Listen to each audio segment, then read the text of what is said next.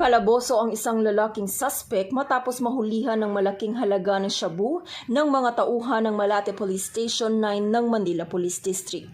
Kinilala ng pulisya ang suspect na si alias Tata, 52 taong gulang na napag-alamang miyembro ng Sputnik Gang at residente ng Barangay Pio del Pilar sa Makati City. Naganap sa kahabaan ng Mabini Street, Barangay 701 sa Malate, ang buy-bust operation na humantong sa pagkakakumpiska ng 4 na pakete ng iligal na droga na may malaking halaga kasama ang buy-bust money.